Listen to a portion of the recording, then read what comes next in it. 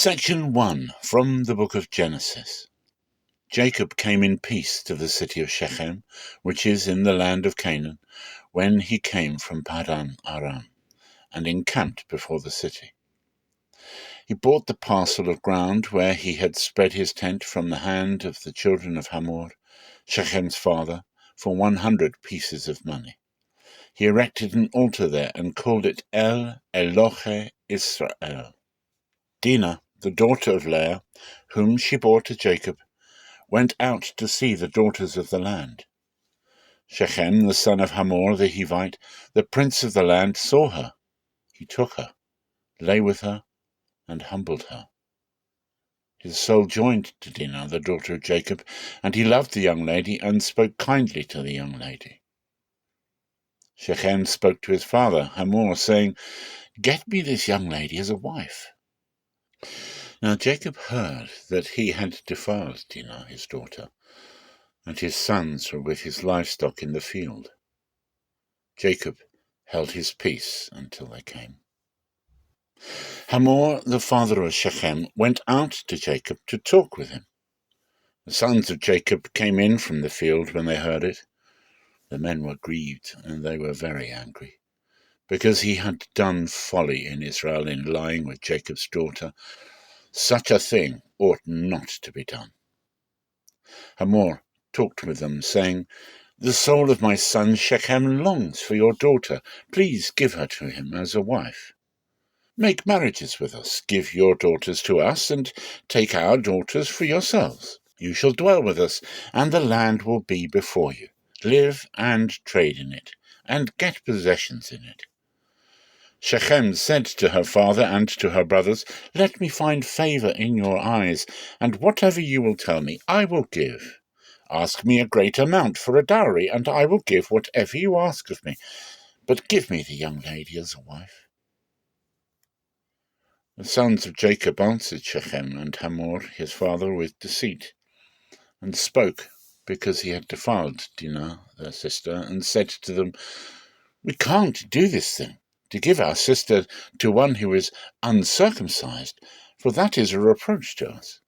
Only on this condition will we consent to you, if you will be as we are, that every male of you be circumcised. Then we will give our daughters to you, and we will take your daughters to us, and we will dwell with you, and we will become one people. But if you will not listen to us to be circumcised, then we will take our sister, and we will be gone." Section 2 from the first book of Samuel. So the Philistines were subdued, and they no longer came within the border of Israel. The hand of everyone was against the Philistines all the days of Samuel. The cities which the Philistines had taken from Israel were restored to Israel, from Ekron even to Gath, and Israel delivered its border out of the hand of the Philistines. There was peace between Israel and the Amorites. Samuel judged Israel all the days of his life. He went from year to year in circuit to Bethel and Gilgal and Mizpah, and he judged Israel in all those places. His return was to Ramah, for his house was there, and there he judged Israel, and he built there an altar to Forever One. When Samuel was old, he made his sons judges over Israel. Now the name of his firstborn was Joel, and the name of his second Abijah. They were judges in Beersheba. His sons didn't walk in his ways, but turned aside after lucre, and took bribes, and perverted justice. Then all the elders of Israel gathered themselves together, and came to Samuel to Ramah. And they said to him, "Behold, you are old, and your sons don't walk in your ways. Now make us a king to judge us like all the nations." But the thing displeased Samuel when they said, "Give us a king to judge us." Samuel prayed to Forever One. Forever One said to Samuel, "Listen to the voice of the people in all that they tell you, for they have not rejected you, but have rejected me, that I should not be king over them, according to all the works which they have done since the day that I brought them up out of Egypt, even to this day, in that they have forsaken me and served other gods. So they also do to you." Now therefore, listen to their voice. However, you shall protest solemnly to them, and shall show them the way of the king who shall reign over them. Samuel told all the words of Forever One to the people who asked him for a king. He said, "This will be the way of the king who shall reign over you. He will take your sons and appoint them to him for his chariots and to be his horsemen, and they shall run before his chariots. And he will appoint them to him for captains of thousands and captains of 50s. And he will set some to plough his ground, and to reap his harvest, and to make his instruments of war, and the instruments of his chariots. He will take your daughters to be perfumers, and to be cooks, and to be bakers. He will take your fields, and your vineyards, and your olive groves, even the best of them, and give them to his servants. He will take the 10th of your seed, and of your vineyards, and give to his officers, and to his servants. He will take your male servants, and your female servants, and your best young men, and your donkeys, and put them to his work. He will take the 10th of your flocks, and you shall be his servants. You shall cry out in that day because of the king whom you shall have chosen, and Forever One will not answer you in that day." But the people refused to listen to the voice of Samuel, and they said, "No, but we will have a king over us, that we also may be like all the nations, and that our king may judge us and go out before us and fight our battles." Samuel heard all the words of the people, and he rehearsed them in the ears of Forever One. Forever One said to Samuel, "Listen to their voice and make them a king." Samuel said to the men of Israel, "Every man go to his city." Section 3, from the second book of Chronicles. He stood before the altar of Forever One in the presence of all the assembly of Israel, and spread out his hands. For Solomon had made a bronze scaffold 5 cubits long, and 5 cubits wide, and 3 cubits high, and had set it in the midst of the court. And on it he stood and kneeled down on his knees before all the assembly of Israel, and spread out his hand toward heaven. And he said, "Forever One, the God of Israel, there is no God like you, in heaven or on earth. You who keep covenant and loving kindness with your servants, who walk before you with all their heart, who have kept with your servant David my father what you promised him.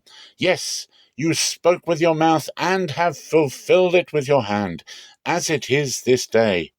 Now therefore, Forever One, the God of Israel, keep with your servant David my father what you have promised him, saying, There shall not fail you a man in my sight to sit on the throne of Israel, if only your children take heed to their way, to walk in my law as you have walked before me.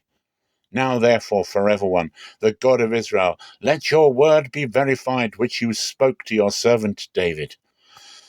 But will God indeed dwell with men on the earth? Behold, heaven and the heaven of heavens can't contain you, how much less this house which I have built? Yet have respect for the prayer of your servant, and to his supplication, Forever One, my God, to listen to the cry and to the prayer which your servant prays before you, that your eyes may be open toward this house day and night, even toward the place where you have said that you would put your name, to listen to the prayer which your servant shall pray towards this place. Listen to the petitions of your servant and of your people Israel, when they shall pray toward this place. Yes, hear from your dwelling place, even from heaven, and when you hear, forgive. If a man sin against his neighbor, and an oath is laid on him to cause him to swear, and he comes and swears before your altar in this house, then hear from heaven, and do, and judge your servants. Bring retribution to the wicked, to bring his way on his own head, and justifying the righteous, to give him according to his righteousness. If your people Israel be struck down before the enemy, because they have sinned against you, and shall turn again and confess your name, and pray, and make supplication before you in this house, then hear from heaven, and forgive the sin of your people Israel, and bring them again to the land which you gave to them and to their fathers. When the sky is shut up and there is no rain, because they have sinned against you, if they pray towards this place and confess your name and turn from their sin when you afflict them, then hear in heaven and forgive the sin of your servants and of your people Israel, when you teach them the good way in which they should walk, and send rain on your land, which you have given to your people for an inheritance. Section 4, from the book of Mark. His disciples said to him, "You see the multitude pressing against you, and you say, 'Who touched me?'" He looked around to see her who had done this thing.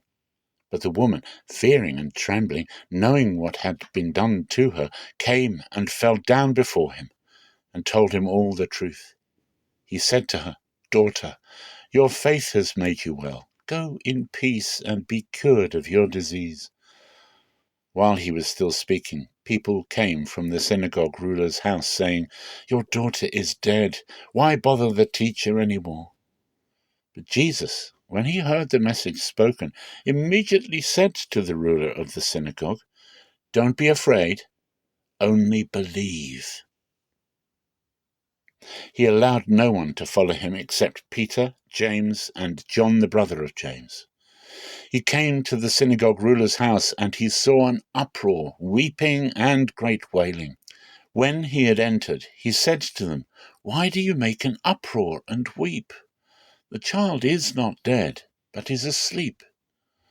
They ridiculed him, but he, having put them all out, took the father of the child, her mother, and those who were with him, and went in where the child was lying. Taking the child by the hand, he said to her, "Talitha kumi," which means, "Girl, I tell you, get up." Immediately the girl rose up and walked, for she was 12 years old. They were amazed with great amazement. He strictly ordered them that no one should know this, and commanded that something should be given to her to eat. He went out from there.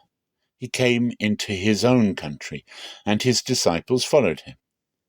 When the Sabbath had come, he began to teach in the synagogue, and many hearing him were astonished, saying, "Where did this man get these things? And what is the wisdom that is given to this man, that such mighty acts come about by his hands? Isn't this the carpenter, the son of Mary, and brother of James, Joseph, Judah, and Simon? Aren't his sisters here with us?" So they were offended at him. Jesus said to them, "A prophet is not without honor, except in his own country, and among his own relatives, and in his own house." He could do no mighty work there, except that he laid his hands on a few sick people and healed them. He marveled because of their unbelief. He went around the villages teaching.